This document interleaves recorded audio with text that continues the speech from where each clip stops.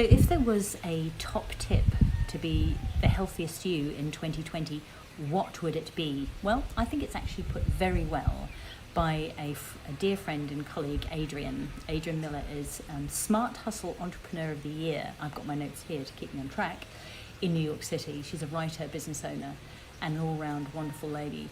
And she actually attended one of our webinars last year on brain health, and she loved it. And she says, and I think she puts it so well, I think many of us would do well to take a leaf from this lady's book. She says, when physical and mental wellness are the main drivers for our personal and professional happiness and success, it makes good sense to invest, and in this case it was 45 minutes of your time, to see how you can optimize both. This was the webinar. And recognize maximum positive results in the short and the long term. After all, these are the building blocks of life. So well put, Adrian. I couldn't have put it better myself. So really my top tip would be figure out what it is that it has some room for improvement for you, and maybe pick one area for the year. You know, for me, there have been many times when I have said, I'll pick my top 5, or I'll whittle it down to my top 3.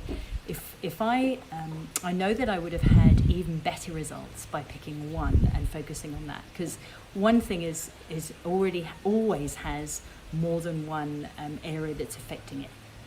We are a movable feast and we are multifactorial, and so when it comes to looking at ways to help ourselves, maybe with a specific goal, there are going to be different ways to look at that. So figuring out what your goal is, get clear about the specifics of it, and the kind of timeline. If you might be thinking, okay, so for 1 year, but it might, on reflection, it might be 3 years that it's going to take. And then get clear on the steps to take and be consistent with those and be prepared to invest time. And, it can be, for me, with some of the goals that I've set in my life, reading a book or attending a webinar, that's fantastic. But oftentimes what the kicker for me, that I know has made all the difference, is by keeping myself accountable, by working with somebody who has been there, done that. They've basically trodden the boards and found a way that's worked. Now, bearing in mind everyone is different, working with someone who's had experience with that.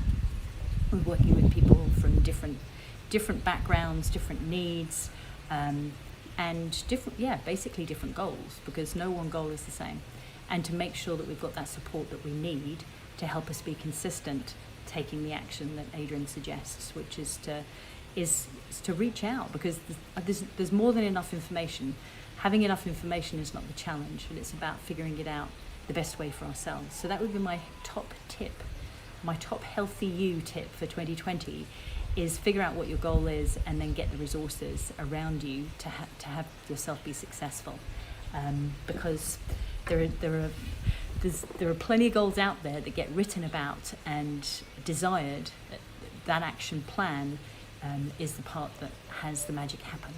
So if you found this useful, please do share it. There may be somebody you know who has goals, and they maybe set their New Year's resolutions each year.